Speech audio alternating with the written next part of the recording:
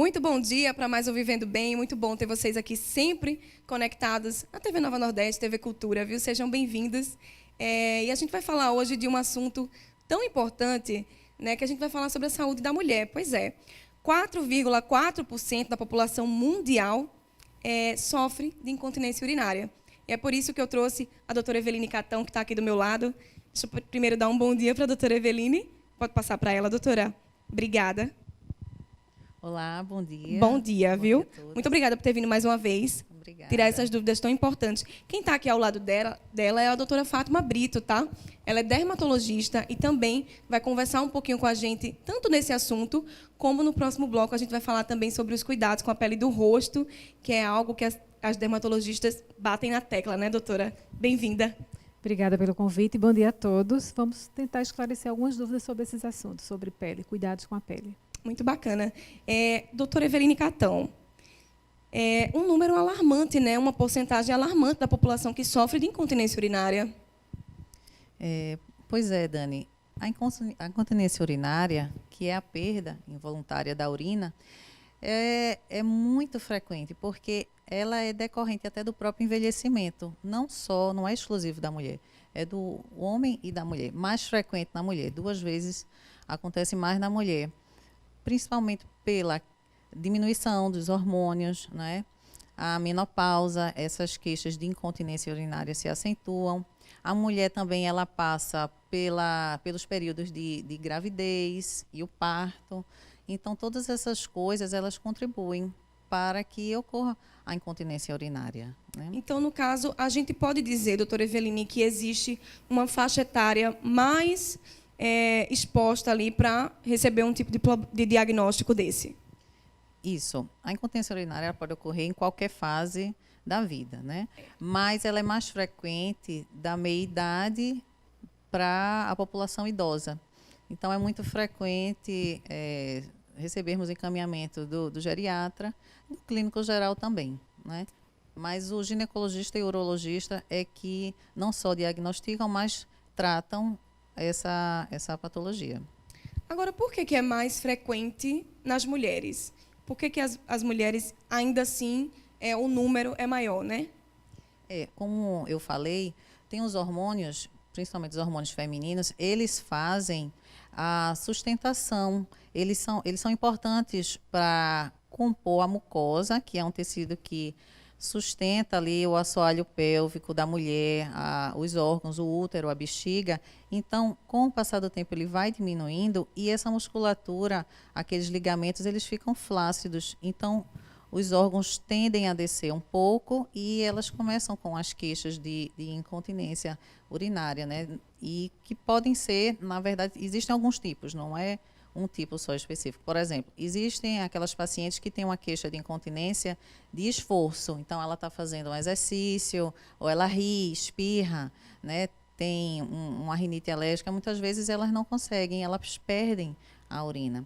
E existe também um outro tipo de incontinência que é o de urgência. Então, não é associada ao esforço e pode ser até com a mínima quantidade de urina. Ela tem uma vontade assim imperativa, absoluta de ir ao banheiro e não consegue nem chegar e ela já se urina a roupa antes de conseguir chegar ao banheiro, né? Tem alguma outra patologia que possa ser confundida com a incontinência urinária?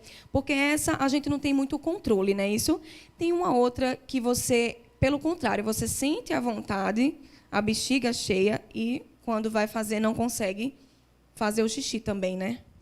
Existe também, eu não falei assim, as duas mais prevalentes são a de esforço, a incontinência urinária de esforço e a incontinência de urgência. Mas também existe, por exemplo, a de transbordamento, que a gente fala que é mais a masculina, que a bexiga está sempre cheia.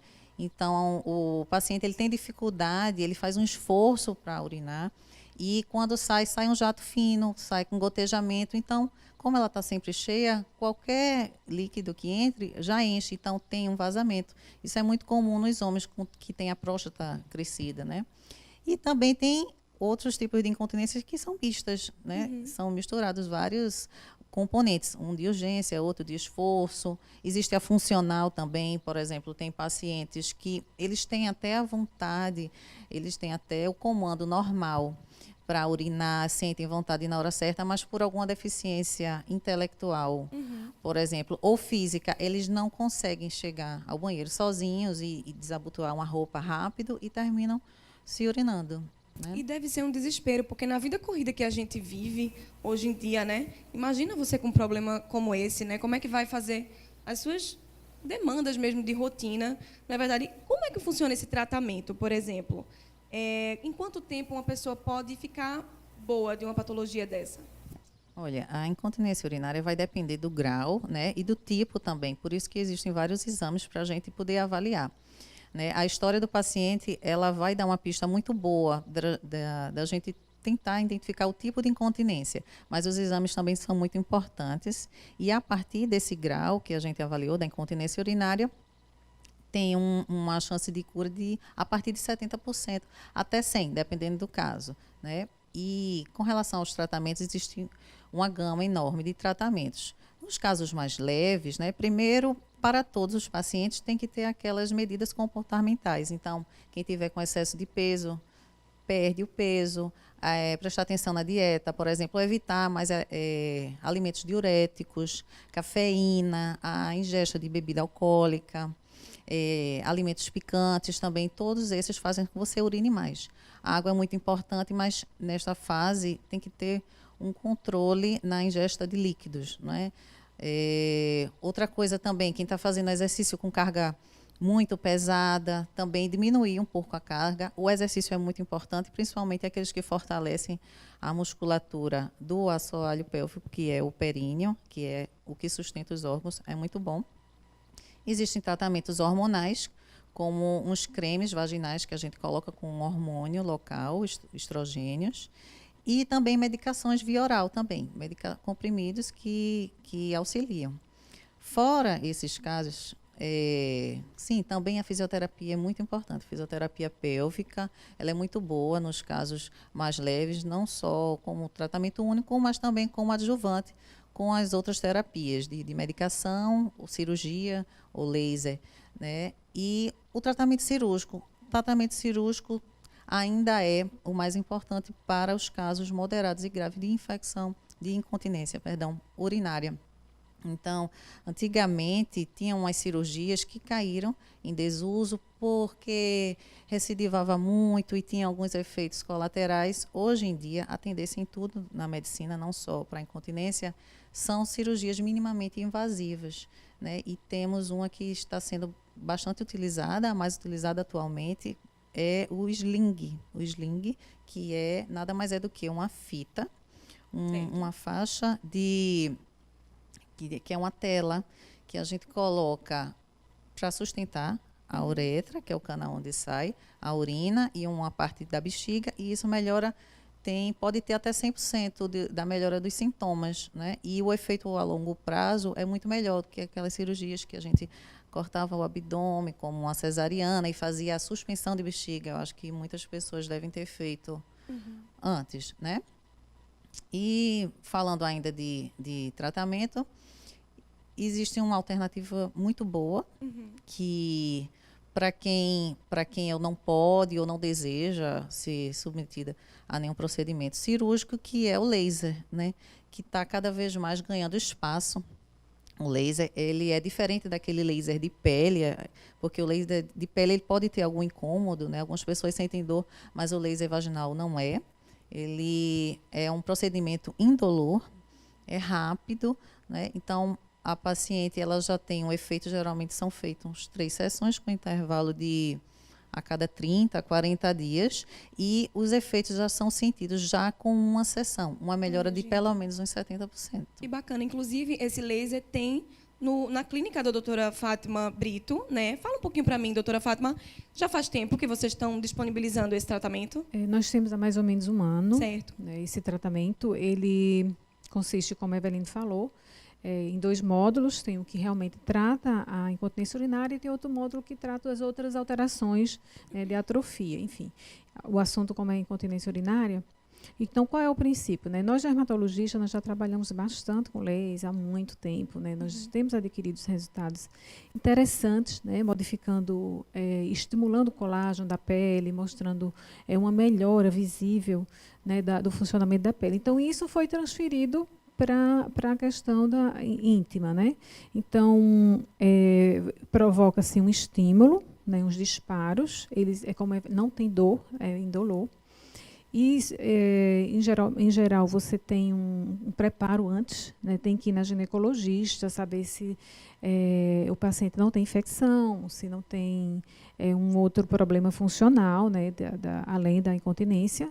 Tem que ser realmente visto pelo ginecologista e liberado para o procedimento, né? E consiste em disparos, né? Programados naquela região. Em geral, tem um desconforto após uma semaninha, mas uma coisa muito discreta, e são bem tolerados e com resultados visíveis já a partir da primeira sessão. Muito bacana, né? Que o mercado está sempre se abrindo aí novas oportunidades para a gente tratar essas patologias. Inclusive, o laser ele tem vários outros benefícios, né, doutora? Só para a gente frisar para o pessoal conhecer melhor, quais seriam esses outros? Sim, é isso que eu falei, na parte íntima, na incontinência, na melhora da eutrofia, na melhora da elasticidade. Às vezes o paciente tem a queixa de frouxidão, também tem um certo benefício. E ele provoca também alterações na mucosa que permite um pH mais fisiológico, que a gente vai perdendo ao longo dos anos, né, com a menopausa, e vai ficando mais susceptíveis a infecções de repetição, candidíase, entre outras. Então, ele permite como se fosse uma recuperação fisiológica desse tecido, uma imitação do que era antes. Então, doutora Eveline, a gente fica bem mais confortável, né, quando ouve que, graças a Deus, as coisas vão cada vez mais, né, os estudos, acredito que vão trazendo mais chances, né, vários tipos de tratamentos para a gente. Não, com certeza, Não é muito verdade? bom, graças a Deus. Os avanços da medicina para fazer com que o paciente ele tenha maior eficácia nos tratamentos e também, quanto menos for invasivo, melhor, né? Verdade. E você trouxe um brinquedinho aí, bem interessante para a gente poder explicar. Bem, como é que funcionaria, por exemplo, esse laser? Tem como explicar por aí? Sim, tem. Isso aqui é um molde, tá? Do aparelho genital feminino. Vou explicar para vocês. Isso daqui é o útero, tá? Isso daqui é a entrada da vagina. Eu vou primeiro abrir aqui para vocês verem bem. Então, só para vocês entenderem o mecanismo da incontinência urinária. Isso aqui é a vagina, esse aqui é o útero e esse aqui é a bexiga. Observem que a bexiga ela fica aqui em cima da vagina, tá? E o útero e também fica assim bem próximo aqui ao útero. Então, quando esses órgãos eles descem um pouco, tanto a bexiga quanto o útero, né, a paciente tem a queixa da incontinência urinária. Então, como é que o laser ele vai beneficiar isso? Ele é introduzido uma cânula, como se fosse um cilindro, tá, pela vagina, e ele vai disparar jatos aqui pela mucosa, que é essa parte aqui da vagina, e vai estimular a produção, como a doutora Fátima falou, do colágeno, da elastina e de outras células que vão fortalecer e vão sustentar.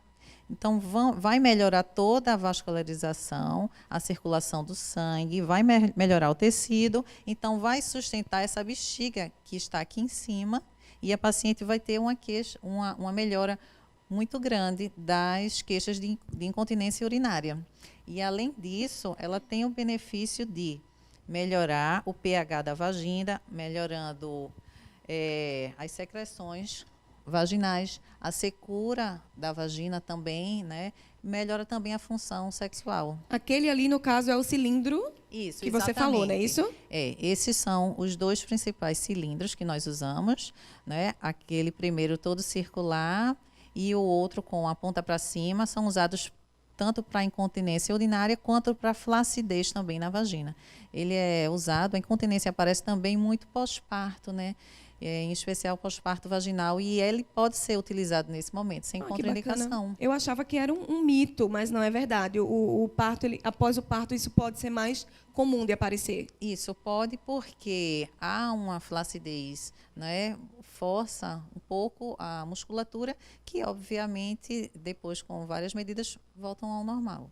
Só para a gente finalizar esse bloco, esse tratamento a gente está encontrando aí na clínica da doutora Fátima Brito, mas é comum de se achar que em Pernambuco a mulherada vai ter ainda um pouco de dificuldade de achar um tratamento como esse? Quer falar, doutora? Olha, de fato, esse tratamento já está bem difundido. Eu até gostaria de citar uma outra indicação importante, até em mulheres jovens que fazem mastectomia, que tem que fazer aqueles tratamentos que realmente eles forçam uma menopausa, né? Então ele passa a ter esses sintomas. Então, uma indicação muito importante são nas mulheres submetidas a câncer de mama, né? Ao tratamento. Esse tratamento ele já tem um tempo, ele tem já estudos e Sim. aqui também na nossa região tem já bastante aparelhos. Agora existe um tabu, né? Existe uma falta de conhecimento dessa possibilidade terapêutica e além do tabu, né? Então, as mulheres elas vão, por exemplo, tratar um roxo, mas quando toca nesse assunto, eu acho que tem que ser com muita delicadeza. Entendi. Ainda, né? Então, essa busca espontânea eu ainda acho muito tímida.